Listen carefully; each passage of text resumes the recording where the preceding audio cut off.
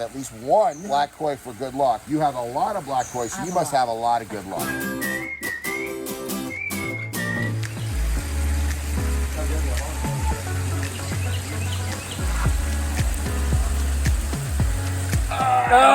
Brian Dahle, the Fishman, Birmingham, Alabama, longtime 20-plus year customer. That's right. And this is a 20-plus year customer for you, right? That's right. We built this in 2006 for Debbie and John. John is no longer with us. Okay. This is kind of his legacy and hers as well. And it was one of the first bigger ponds I built. Okay, so we're gonna go see a big pond with lots of koi, right? Lots of koi, lots of baby koi, lots of plants. All right, let's check it out. Okay, I'm already gonna tell you this. Debbie, right? Yeah. Okay. This is your kind of pond.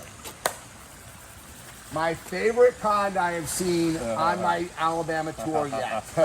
Win the award, Debbie. You win the award.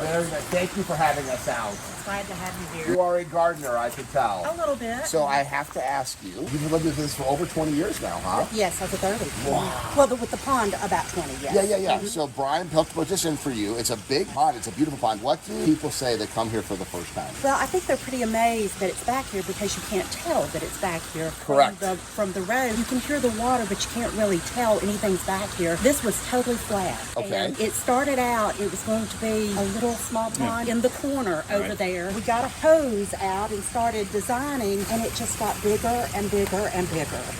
So this is what happened. We got a long hose. I think we had two. We've really enjoyed being here, and it's my grandchildren love to come feed the fish, and other kids come and feed the fish. And so this was something that you and your husband enjoyed? Yes, very much. What kind of work is this? Because people aren't used to seeing this. So the pond itself is really very little work. Cleaning out the skimmer, weeding around the pond. But that's around the pond. It's gardening. It's regular gardening. Yes, the pond itself, really cleaning out the skimmer is the main thing. So it's like having somebody cut your lawn and you have to empty the bag. Yes, and you don't have to cut the lawn with this. And that was one of John's criteria. Right, that was one of the criteria. Designing the pond, John said, one of my goals is not to have to bring the lawnmower back here. Well, you achieved that goal. Right. So that's 23 years of no lawnmower. Yes, that's right. And it looks like a lot of these fish were born in here. All of the fish were born in here but two. Okay, so there's two originals. There's one original and then one that Brian brought to me. I wanted a new butterfly, and he brought a black butterfly. It's not super big yet, but there are three that are just alike, and one of them is original, and I don't know which one.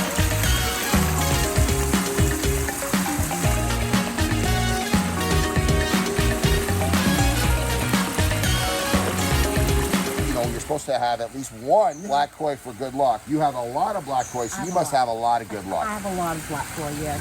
Yes. But a lot of really pretty. And I saw the other day there's a fish that was born in the pond last year that is a blue butterfly. That's beautiful. It's That's an unusual too. And I see you have a giant hibiscus here. Yes. It's got to have some, what color hibiscus is it? It's red. Red hibiscus. That's got to be beautiful. It is. It gets to be about 10 or 12 feet tall. Wow. It really is huge, and the flowers are... I love the little seating area that you have back there. And then one of the keys element with a water feature, or a bridge I should say, is it should lead to somewhere. There's not a person that's going to come back here that's not going to want to walk across that bridge with those inviting chairs over there.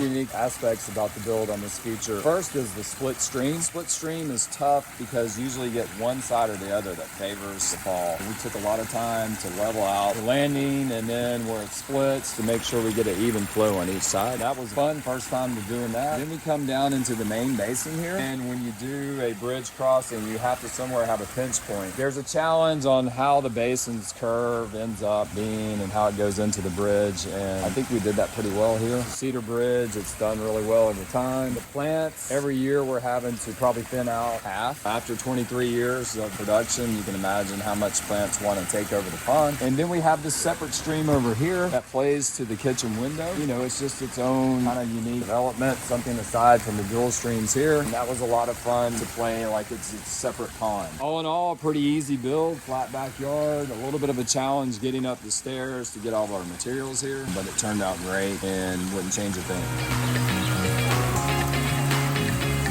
The thing that is so impressive to me is that they built their third pond first. Most people build a smaller pond in small Bigger, biggest, good, better, best. And the goal of the homeowner to get rid of their lawn, I think he achieved it in spades, and it made him build a bigger pond. And because of that, every single fish except for 2 that were born in here, and they have room to grow. That's why I do these vlogs. I want to inspire people to live the aquascape lifestyle, build it right the first time. I've never heard someone that said they built a pond too big, but most people, because they get into the hobby, build it too small. The goal of this channel is to inspire people to live the aquascape lifestyle. If you're interested in living the aquascape lifestyle, check out a link below to find a certified aquascape contractor by you. I love my job.